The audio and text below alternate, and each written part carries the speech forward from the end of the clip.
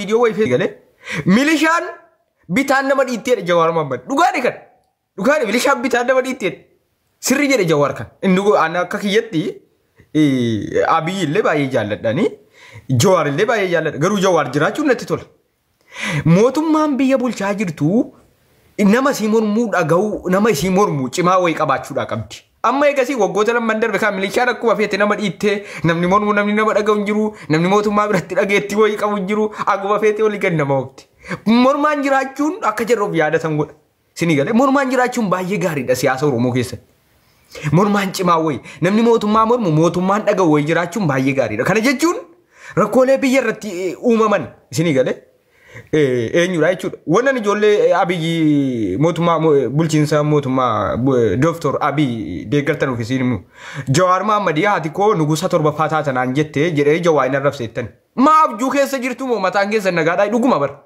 abjuun dhugoomee inni mootummaa ta'eera la wanni sin hubachuu qabdan eddee dhugaan alina Abiy mootummaa taataan meensaa jette eeyyen dhugaadha kana jedhe bar injenne jettu moo warra biyyide ennaa waa mormitanu sirreessaa deema an dhugaan isinitti man na jaallatamuuf miti wallahi billahi gana Jawaaris an dhugaan hima waan ta'eef wallahi na jaalladhuuf miti sini galee harmeen Dr. Abiy nugusa torbaffaa taataa itti isa jedhe Jawaarin jedhe kun immoo rakkoon qabu akka yaada tokkummaatti isa jedhe bar waan inni adda baabaayii walakkaatti jedhe abjuun harmee sanaa dhugoomee mootummaarra jira maal barbaaddan amma Muhammad Al-Jazeera moo maal jettanii injenne saafida na yelle jala jechuudha mucaa sana amma bint Al-Jazeera armeen Dr. Abiy nugusa taasan jenne jedhe shem sirri miti waa gaafa waaqeqte nu eenyu miti jechuudha Dr. Abiy amma warreegasi Dr. Abiy deeggartan ijoolleen waggaa 2020 keessa Dr. Abiy deeggartu adubbattu Dr. Abiyyiif ijoolleen yeroo lola Tigraay Dr. Abiy deeggartan isin ammallee cimsaatti fufaa gootota isin wallahi billahi garuu warri kaleessa gaafa lola Tigraay Dr. Abiy aangurraa buu qaba siin jedhe 2020 keessa gaafa girrisaan Abiyyitti girrisu Abiyyin kufuu qaba hidhe Tigraay waliin dhaabbattu fudhatina kan akka Abbaa Giddii kan akka Muhammad Al-Jazeera hin fudhatamu kun kijibdoota warri sun warroota kaleessa gaafa Tigraay kokkee Itoophiyaa qabdee qobaasii Itoophiyaa raaftu sana Abiy bira dhaabbate warra sana waliin dhaabbadha warra sana dhugaan warri akka Muhammad Al-Jazeera Abbaa Giddii kun uleedhaan dhufan no uleedhaan Abiyyi deeggaran sirrii dhugaan itti Abbaa Giddii dhufa warri sun uleedhaan Abiyyi deeggaran no hin fudhataman qabu warra sana jalan deemna wallahi billahi warroota an Muhammad Al-Jazeera Abbaa Giddii jala deemu keessa irra tokkitti sandaaboo jala deemu keessa filadhan serious wallahi billahi dhugaan isinitti man warra kaleessa gaafa lola Tigraay muummicha ministeeraa bira dhaabbataa turtan warra gaafa girrisaanii jaagurraan utuu Jawaarin hidhamin Abiyyitti keessaa falaan duulaa turte har'a ija kamiitiin siin qixxaattee dhufte Abiyyi deeggarti jalaa fi warra kana hin faarsinatti amma Muhammad Al-Jazeera kaballaa sodaate warra kaleessa Tigraay waliin dhaabbataa ture sini gale mucaa Al-Jazeeraan sun warri Abbaa Giddii warra Tigraay waliin dhaabbatee Abiyyi fonqolchuu qabna jedhaa ture sini gale wallahi billahi yeroo rakkoo amma Jawaar waa gochuu dhiisuu danda'a dubbachuu danda'a yeroo rakkoo Tigraay lola rasaasa fudhattee afaan Finfinnee jala dhuftu warra Abiyyiin aangorraa ka'uufi jedhe warra kana no warra ulee namanan warri kun warra ulee sodaa Abbaa Giddii utuusa toofisifamu utuusa akka atileetii Itoophiyaatti maal maqaan atileetii Itoophiyaa akka dartutu sa toofii qabu buraayyuutti qabamee hidhame Abbaa Giddii sirra dhugaa ta'etti fidanutti Abbaa Giddii sababa sanaa deeggaran jedhu kun fudhataman qabanu jechuudha warri Jawaarin mormuu qabu warra gaafa lola Tigraay Abiyyi waliin dhaabbate warra 2020 keessa Abiyyi waliin dhaabbate warri Jawaar mormuu qabu warri kan kototaa olla fakkeessitu faarse bulaa wallahi billahi warri kan faarse bulaa Muhammad Al-Jazeera nama Tigraay waliin dhaabbate mootummaan kun kufuu qaba cabuu qaba jedhaa ture hin faarsinaa wajjin yeroo rakkoo mootummaa bira dhaabbattee gaafa qannoo amma rakkoon qabu jechuudha ani eebba jarattii kanarraa baarsa Jawaar filadha abaarsa Jawaar filadhan eebba jarattii amma akka eenyu kana jettan kan wallahi billahi serious dhugaa isitti man eebba ijoollettii kanarraa ijoollee kaballaan amante ijoollee milishaan juugo deemasiifte har'a Jawaaritti quba qabuun sirrii miti warri Jawaarii yoo qaqillee irraa bareedu warra gaafa rakkoo Dr. Abiy waliin jiru warra gaafa rakkoo Dr. Abiy faana hiriira ijoolleen danuu jiran gaafa Tigraay aga funyaanitti hidhattee Abiy ofii isaatii hidhatee bosona seenu Abiy du'eera warra siniin jedhaa ture irra bara Abiy dirree waraanaatti du'eera warra jedhee sitti mammaakatu irra Jawaarii nutti jabar warra kaleessa Tigraay bira dhaabbate irra Jawaarii morma bar haadha rawu sabata reessatti simbena nuti warra kaleessa Tigraay waliin Abiy balleessi reedhe tarra ilma Oromoo morma shem It is shame of you. Ilmo Oromoo Jawaariin mormita kaleessa Tigraay waliin Abiyyi balleessina jettee dadhabdee bar gooticha balleessuu dadhabdee bar. Gooticha balleessuu dadhabdee akkasitti amma immoo Jawaar ilmo Oromoo dubbannaa ka dubbatu rakkoon qabu dubbatu. Na arsite wallahi billahi. Sini gale abbaa giddi dhufas jala wallahi birattee isitti ban. Baama bint Aljazeera leena jalan dhuftu. Hakkeessitu wallahi billahi. Warri sun warra ulee namare wanni sira baduu qabdadu warra ulee namare. Warra ulee namare warri sun. Warri Abiyyi kana hojjaallattes yoo faarsites yoo Jawaarin qixxees irraa bareedu warra gaafa rakkoo Abiyyi waliin dhaabatte. Abiyyi filannoon koo qofa jette Abiyyi waliin dhaabbatte. Bichaan. Hattoonni Tigraay waliin dhaabatte irra Jawaarin qeeqtu akka tokkummaatti fudhataman qabdu.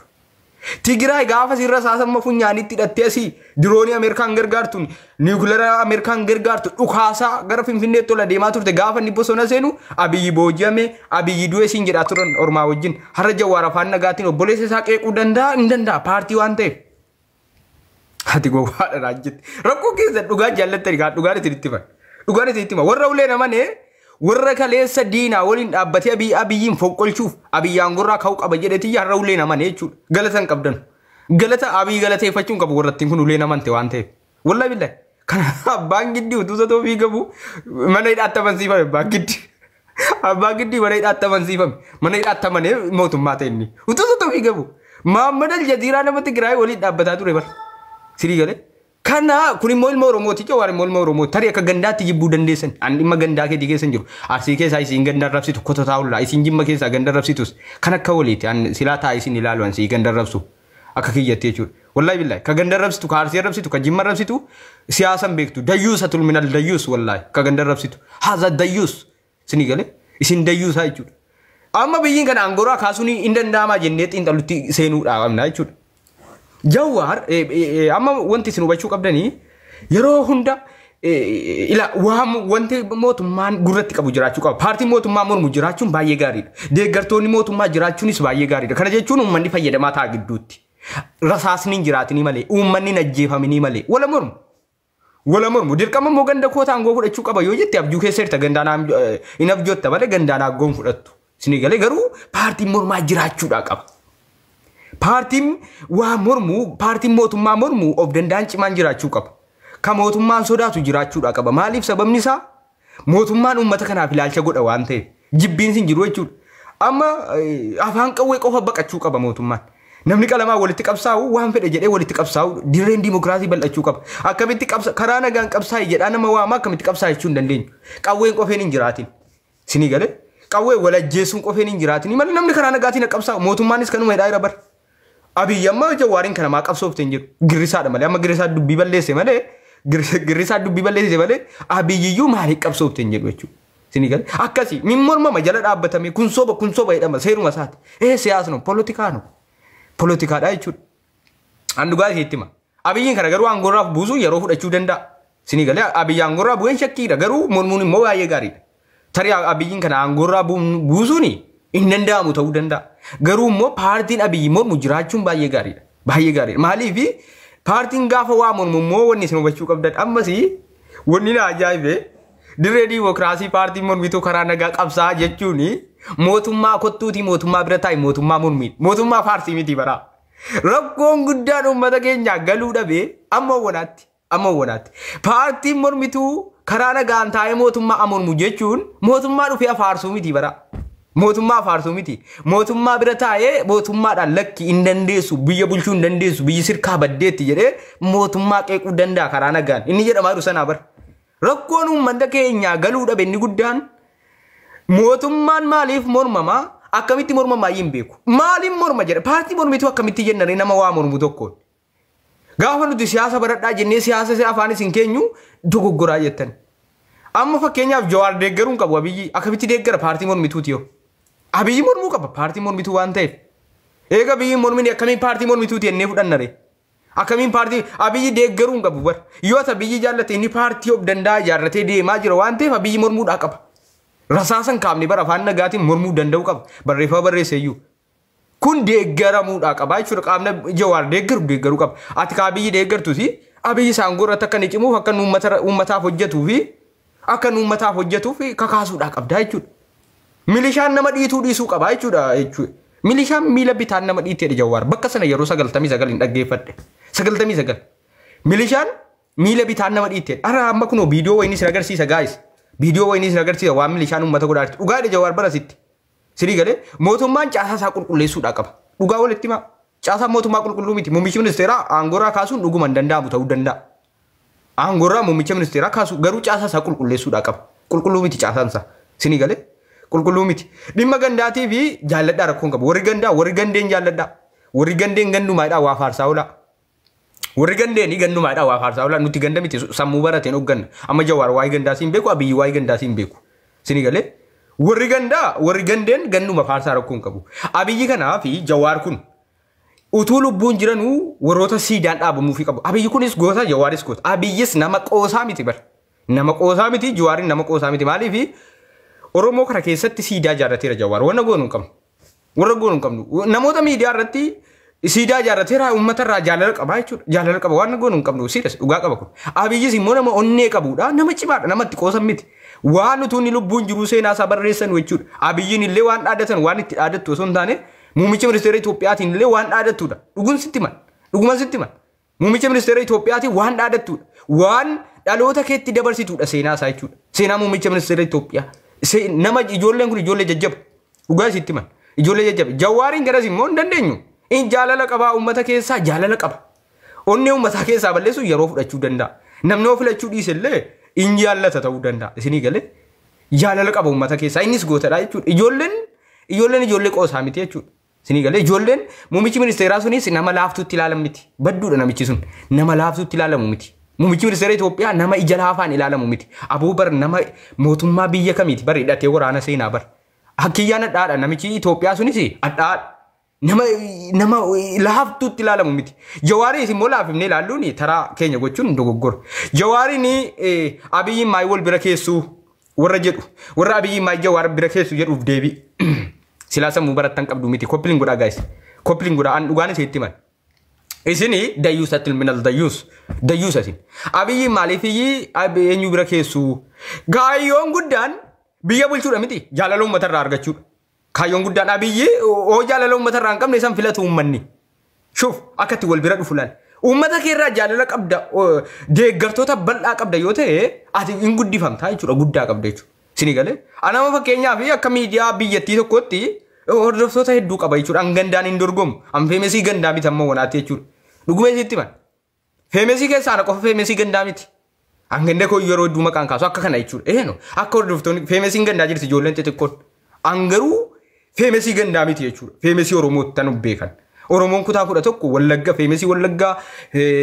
Shawaa minaamin Arsii Baale Iluu Jimma an feemesii Oromoo hundaati jaallatta liqimsaa gara jaallattanii miti kan hordofu namni tokko Harargee keessaa hordofa yoo ta'e namni tokko Jimma keessaa hordofa ta'e thank you Naziif eddee hundaa namni yoo hordofe ta'e eenyudha jechuudha warroota kanaaf muummicha ministeera Itoophiyaa fi Jawaar wal bira kaa'uun akkamitti danda'a jedhu Jawaar bara akka inni wal bira kaa'uu dandeenyu paartii mormituuti biyya bulchuu deemu wal dorgomsiisuun dirqamaa jechuudha Sinigale Jawaarii fi abiyyi wal dorgomsiisuun dirqama ta'a maaliif biyyan bulchaa paartii KFO keessa jira biyya bulchuuf deema Sinigale biyya bulchuuf deema addunyaan illee dhiifama addunyaallee dhageettii qaba beektonni addunyaallee gosoon eenyuun addunyaallee gurratti qaba waan inni jedhu hordofan of eeggatee barreessaa jechuudha innis kanaaf akkas muummichi ministeera Itoophiyaa immoo mootummaa biyyaati mootummaa biyyaa waan ta'eef dirqamadha jechuudha ijoollee gara akkamitti wal bira keenya ka jettanuu fi Jawaar biyya bulchuuf waan deemuu fi inni sun immoo aangorra waan jiruu fi qaamota deeggarsaa horachuudha qabu wal bira kaanii deeggartoonni Jawaar Mohammadii deeggartoonni Jawaar Mohammadii guddisuu qabu Jawaarin sirriidha bara sirrii aisin deeggaraa jechuun amma deeggaraan kun guddisuu danda'uudha qabu jechuudha Jawaarin ramma fakkeenyaaf gaafa biyyi faarte deeggartoonni kun na faartu jechuudha shuf deeggartoonni isaa dirqama isa guddisuudha danda'u qaban paartiin isa filatu Jawaarin guddisuu danda'uudha qabu wanni isin dogoggorri isin keessa jiru kan namoonni biyyi deeggaran biyyi guddisuu danda'uudha qaban seera siyaasaati waan ta'eef adeemsa siyaasaati waan ta'eef sini galee malee amma Maamad Bint Aljaziiraa maaliif akkana jedhaa itti sirrii miti wanta kana maaliif akkana jedhan jedhamunni atis paartii keessanii itti mormuudha Jawaar dogoggoreera gufateera itti oofa keetti oofta malee jecha maaliif jedheet paartii mormituuti akkamitti maaliif jedha jennare Paartii mormituutiin akkamitti waan akkanaa maaliif jedhee jechuun hin danda'amu. Sinii galee paartii mormituu waan ta'eef atis karaa keetiin isa mormuudha.